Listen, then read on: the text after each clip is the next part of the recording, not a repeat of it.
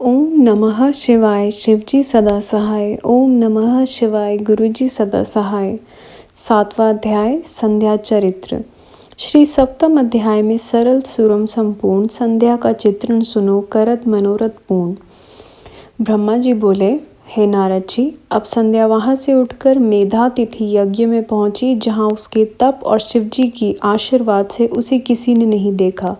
तब वह अपने उपदेष्टा ब्रह्मचारी वशिष्ठ जी का स्मरण कर उन्हें ही अपना पति स्वीकार कर यज्ञ की बड़ी हुई अग्नि में कूद पड़ी। शिवजी की कृपा से उसे कूदते हुए किसी ने नहीं देखा।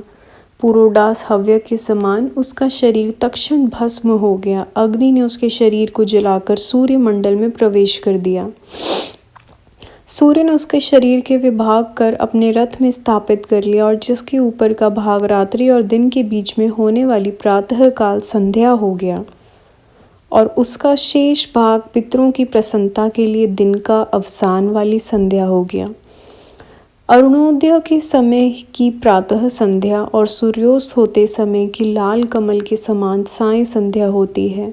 उसके प्राण को दयालु शिवजी ने अपने दिव्य शरीर में स्थापित कर लिया। उधर जब यज्ञ की समाप्ति हुई तो ऋषियों ने तत्व सुवर्ण के समान कांति वाली उस कन्या को अग्नि में पाया। उसे मेधातिथि ने प्रसन्नता से यज्ञ के लिए विधिवत स्नान कर अच्छी तरह गोद में लिया और उसका नाम अरुंधति रखा।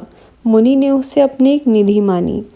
शिष्यों सहित उसका अपने आश्रम में पालन करने लगे। जब वह 5 वर्ष की हुई तो विष्णु महेश ने आकर ब्रह्मा पुत्र वशिष्ठ के साथ उसका विवाह कर दिया। पतिव्रताओं में श्रेष्ठ महापतिव्रता मेधातिथि की पुत्री अरुंधति वशिष्ठ को पाकर उनसे रमण करने लगी, जिसके शतपादिक श्रेष्ठ पुत्र उत्पन्न हुए। हे मुनियों, तुम्हारे लिए यह परम पवित्र और सर्व काम फलदायक संध्या का चरित्र वर्णन किया, जिसे सुनकर स्त्री हो या पुरुष अपने सब मनोरथों को प्राप्त करेगा, इसमें कोई संदेह नहीं।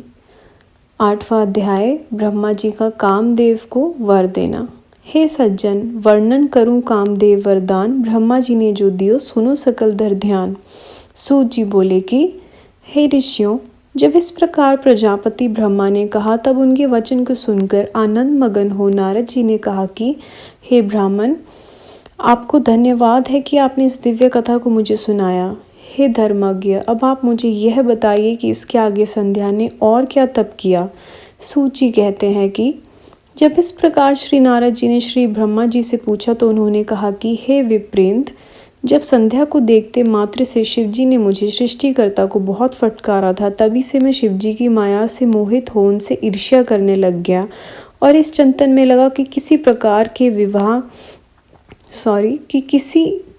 प्रकार के विकार उन्हें आबंध करूं। तब रति और मदन को देखकर मैं थोड़ा मदयुग्ध हुआ। दक्ष आदि अपने पुत्रों के पास गया और उनसे बोला कि हे मेरे दक्ष और मरीचि आदि पुत्रों, तुमको ज्ञात है कि स्त्री को देखने मात्र से शिवजी ने मुझे बहुत धिक्कारा था, जिसके दुख से मैं आज तक दुखी हूँ। इसलिए जैसा भी हो, जब महादेव जी स्त्री ग्रहण कर लें तभी मुझे शांति आएगी। क्या तुम लोग यह मेरा कष्ट दूर करने के लिए कोई उपाय न करोगे? हे नारद, मैं अपने पुत्रों से ऐसा कह ही रहा था कि उसी समय रति सहित कामदेव वहाँ आ पहुँचे। तब मैंने उनको बहुत प्रशंसा कर कहा कि हे वत्स, अब तुम जगत के लिए शिवजी को मोहित करो। तुम्हारे सिवा दूसरा उन्हें मोहित नहीं कर सकता। महादेव जी पर अनुराग करने से तुम्हारे शाप की भी शांति होगी और जगत का कल्याण भी, क्योंकि जब शिवजी को स्त्री का अनुराग होगा तब वह महादेव जी तुम्हें तार देंगे। हे नारद, तब मदन ने मुझसे कहा कि मैं आपका वचन पालन कर शिवजी को मोहित तो अवश्य कर दूंगा, स्त्री का निर्माण तो आप ही करें। तब कंदर्प के ऐसा कहने पर मैं और प्रजापति दक्ष इस चिंता में पड़ गए कि किसके द्वारा उन्हें मोहित करें। फिर तो चिंताग्रस्त मेरी और उसकी श्वासों से जो सुरभित वायु निकला, उसने पुष्प समूहों से भूषित बसंत उत्पन्न कर दिया, जिसकी पुष्पित कमल कांति, पुष्पित ताम्र रस से नेत्र, संध्या के उदित चंद्रखंड सा मुख और सुंदर नासिका थी। तब ऐसे श्रेष्ठ को आविर्भूत हुआ देखकर मैंने हिरण्यगर्भ मदन से कोमल वचनों में कहा कि हे मनमत, तुम सर्वदा काम के सहचार हो। सब देवता तुम्हारी अनुकूलता करेंगे। यह रमण का हेतु होने से इसका नाम बसंत है और यह लोगों को रजित करेगा। हे काम, तुम अपने इस बसंत आदि सहचारों सहित रति को साथ लेकर शिव जी को मोहित करने का उद्योग करो। फिर सप्तनिक काम से प्रसन्न हो मेरे चरणों में प्रणाम किया और महादेव जी के स्थान को चला गया। संगत जी, अध्याय यहाँ समाप्त होते हैं। थैंक यू गुरु जी। कुछ भूल चूक हुई हो माफ़ करिएगा। अगला अध्याय, अगली वीडियो। ओम नमः शिवाय।